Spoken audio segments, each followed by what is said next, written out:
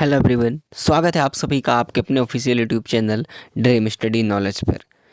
आप सभी के लिए बहुत बड़ी अपॉर्चुनिटी मिल चुकी है। जैसा कि आप सभी ने काफ़ी समय से इंतज़ार किया था कि यूपी एनएम की वैकेंसी कब आ रही है, तो आखिरकार ये हमारा इंतज़ार समाप्त हुआ।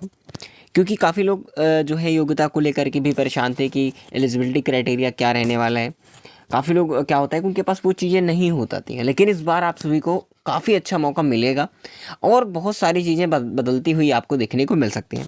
तो आज इस वीडियो में भर्ती से रिलेटेड पूरी जानकारी देखेंगे। कौन कौन से अप्लाई करते समय डॉक्यूमेंट्स लगेंगे, वो सारी प्रक्रिया को लेकर देखेंगे। योग्यता क्या रहेगी, सिलेबस क्या रहेगा, वो हम कोशिश करेंगे इस वीडियो में जानने की और सारी प्रक्रिया को लेकर के बात करेंगे। और आप सभी को सारी प्रक्रिया देखनी है और तैयारी टाइम से शुरू कर देनी है। चलिए, और हाँ, अगर आप चैनल पे नए हैं तो प्लीज़ चैनल को आप लोग सब्सक्राइब जरूर कर लेना, क्योंकि आने वाली जो भी न्यू अपडेट होती है, न्यू वैकेंसीज होती हैं, आप तक मिल सकती हैं, है ना। बिल्कुल। तो देखिए, सबसे पहले मैं आपको बता दूं, जो अपडेट सामने निकल के आ रही है वैकेंसी को लेकर के, काफ़ी ज़्यादा लोग पूछ रहे थे कि वैकेंसी एनएम की कब आएगी, स्टाफ नर्स की कब आएगी। देखिए, जो भी हमें जानकारी मिलती है हम आप तक हमेशा बताने का प्रयास करते हैं, और जो भी सामने आया उसे हम आपके सामने रख चुके हैं। अब ये नोटिफिकेशन ऑफिशियली जो है अप्रूव तो वहाँ से हुआ है, लेकिन नोटिफिकेशन कब तक आ रहा है ऑफिशियल, वो सबसे बड़ा ज़रूरी होता है। तो आखिरकार कब तक आएगा वो भी जानेंगे। तो आपको बता दें, सबको बात करें, देखिए पद की बात करें तो एनएम की वैकेंसी है ना, जो कि एनएचएम के थ्रू कंडक्ट कराई जाएगी। किसके थ्रू? एनएचएम के थ्रू कंडक्ट कराई जाएगी। और साथ ही साथ बात करें पदों की संख्या कितने पद पर होगी, तो 2540 पद पर है। ये वैकेंसी जो है अभी जो है बढ़ सकती है ना। तो आप लोगों को परेशान होने की ज़रूरत नहीं है, ये वैकेंसी बढ़ भी सकती है। और आवेदन शुरू कर होने की तिथि की बात करें तो अभी कमिंग सून लिखा हुआ है कि कब जो है होने वाला है, क्योंकि देखिए अभी ऑफिशियल नोटिफिकेशन तो आया नहीं है। हालांकि इस संदर्भ में जो है प्रस्ताव दिया गया है कि जल्द से जल्द जितनी अभी रिक्त पद हैं, क्योंकि आपने देखा होगा यूपी एनएचएम 17,000 भर्ती के थ्रू जो एनएम की वैकेंसी हुई है, उसके अलावा बहुत सारे पुराने पद भी हैं, काफ़ी संविदा कर्मी हैं, लेकिन अब जो चाहते हैं कि परमानेंट करना, है ना। तो अब क्या करते हैं वो करना, ये प्रक्रिया को लेकर के जो पिछले कई समय से जो महिलाएं थी या जो भी थे, उनकी जितनी सीटें खाली रही हैं उन सीटों का उन्होंने प्रस्ताव भेजा कि जल्द से जल्द हमें सीटें का ब्यौरा चाहिए। अब उन्हें सीटें जैसे ही मिल जाती हैं, ठीक है, उसके बाद उनके डिटेल करने के बाद आप सभी के सामने नोटिफिकेशन आ जाएगा। वो कब तक आ सकता है वो भी चीज़ें चलिए हम आपको बता देते हैं। देखिए, ये नोटिफिकेशन कब तक आ सकता है, तो आपको बता दें कि जनवरी में कभी भी आएगा। क्योंकि देखिए, जो हमें सूचना है वही बताएंगे, नहीं कहूँगा कि इस डेट तक आएगी। जनवरी में आपको कभी भी देखने को मिल सकता है नोटिफिकेशन। अगर इसके बारे में कोई और अपडेट मिलेगी तो हम आपको जरूर बताएंगे, ठीक है, बिल्कुल।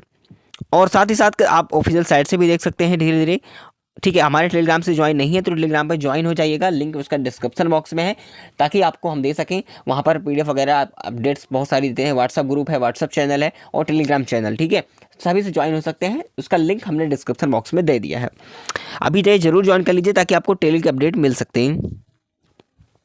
बाकी बात रही यूपी एनएम वैकेंसी 2023 दिया हुआ है, तो 23-24 मान के चल सकते हैं हम लोग, ठीक है ना, क्योंकि ये चीज़ें कब से चल रही हैं।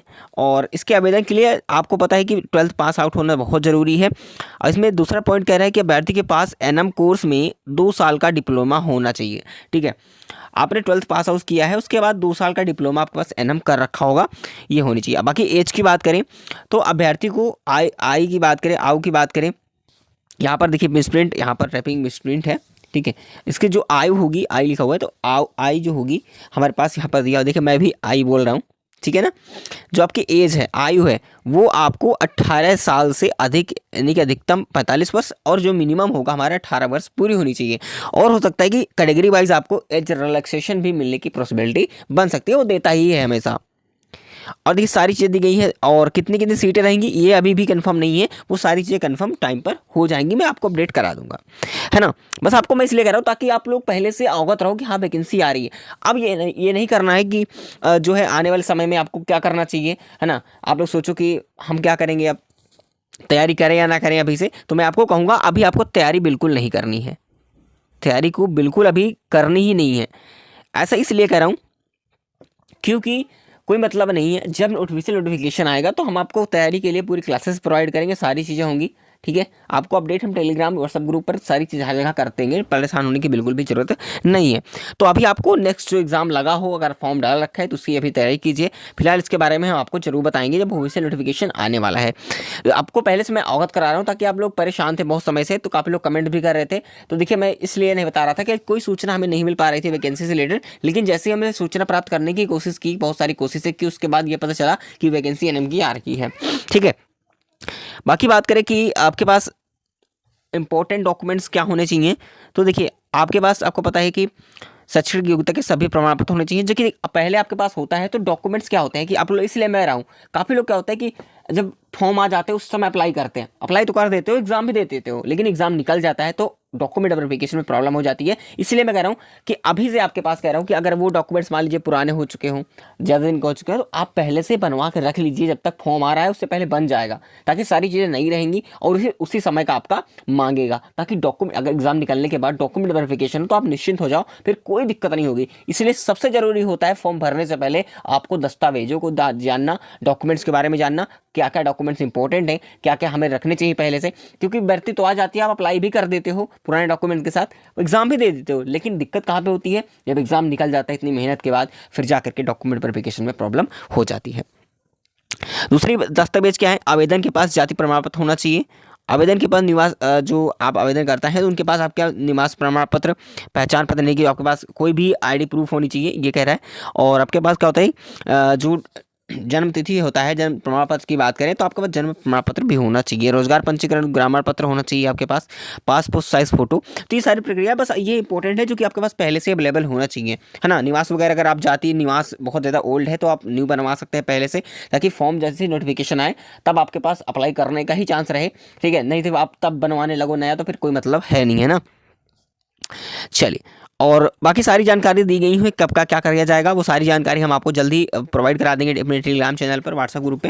तो फिलहाल चलिए मिलेंगे नेक्स्ट इन्फॉर्मेशन में। वीडियो अच्छी लगी, ऐसी जॉब अपडेट आपको मिलती रहे तो चैनल को सब्सक्राइब जरूर कर लीजिएगा और नोटिफिकेशन बेल ऑन कर देना। आप वीडियो को लाइक प्लीज़ कर दीजिए। और हाँ, सबसे इंपॉर्टेंट एक बात और कहना चाहूँगा आप सभी अभ्यर्थी होते, तो प्लीज़ आप सभी ध्यान से सुनिएगा। जितने अभ्यर्थी अभी UPSC ANM यानी कि जो हुआ है उसमें ज्वाइनिंग ले चुके हैं, है ना, तो वो कृपया करके क्या करेंगे, अगर उनकी ज्वाइनिंग हो चुकी है तो आपसे रिक्वेस्ट करूंगा, देखिए आप तो एनएम में पहले से हो, वो भी परमानेंट में, तो आपको देखिए किसी प्रकार से फॉर्म नहीं डालना है, क्योंकि कंपटीशन बढ़ाने से कोई मतलब है नहीं। तो आप एनएम ना डालना, अगर एनएम आप देख रहे हो तो ठीक है, अगर आप ज्वाइनिंग कर रहे हो तो कोई मतलब है नहीं भी, है ना, क्योंकि आप वही भी परमानेंट वैसे भी अच्छे पोस्ट पे हैं आप हो, तो प्लीज़ आप दोबारा से अप्लाई मत करना, कि आप एग्ज़ाम के जो है काफ़ी ज़्यादा इंटरेस्ट लगता है, आपको एग्ज़ाम देना अच्छा लगता है, तो आप इस चक्कर में कंपटीशन मत बढ़ाइएगा, क्योंकि उसमें प्रॉब्लम हो जाती है। मान लीजिए आपने अच्छा अटैम्प्ट कर लिया तो उसी वजह से किसी का जो है मार्क्स थोड़ा सा कम है, तो फिर दिक्कत हो जाती है, फिर वो आपकी जगह पे बेचारा वो जा नहीं पाता है ना। तो जो पहले से सिलेक्टेड है वो फॉर्म भी बिल्कुल न डालें, ठीक है, क्योंकि वैसे भी आपके पद से नीचे ही रहेगा ना। तो आपको UPSC के थ्रू हुए हो तो कहीं ना कहीं चीज़ें तो सेम हैं, लेकिन उसका पद के क्राइटेरिया की बात करें तो आप परमानेंट हो। ये हो सकता है कि ऑफिशियल परमानेंट हो या ना हो, इसकी कोई गारंटी इसकी नहीं है, क्योंकि अभी ऑफिशियली जब तक नहीं कहा जा सकता कि ये परमानेंट होगी या फिर NHM के थ्रू होगी। हालांकि NHM के थ्रू कंट्रेक्चुअल वैकेंसीज होती हैं, इसीलिए कह रहा हूँ। तो आप लोग बिल्कुल परेशान मत होइए। जो भी अगर डाउट है तो आप कमेंट जरूर करेंगे, आपकी एज कितनी है, कुछ भी जो आपका कोई भी डाउट है, एनी डाउट आप कमेंट कर सकते हैं, आपका रिप्लाई प्रयास हमेशा करेंगे, क्योंकि हर स्टूडेंट का हम रिप्लाई देते जरूर है अगर देखते हैं तो। फिलहाल ठीक है, और साथियों, और जो भी आगे हमें अपडेट मिलती है, बहुत सारी जॉब्स आती हैं जो आप लोग जान नहीं पाते हो, तो हम आपको हमेशा टेलीग्राम चैनल, व्हाट्सएप ग्रुप या व्हाट्सएप चैनल पे हम आपको प्रोवाइड जरूर करते रहेंगे। और पहली बात तो हम आपको यूट्यूब चैनल पे दे ही देते हैं, नोटिफिकेशन आप तक मिल जाएगी अगर आपने सब्सक्राइब कर रखा होगा तो। फिलहाल चलिए, जो भी होगा आगे अपडेट आप जरूर देंगे।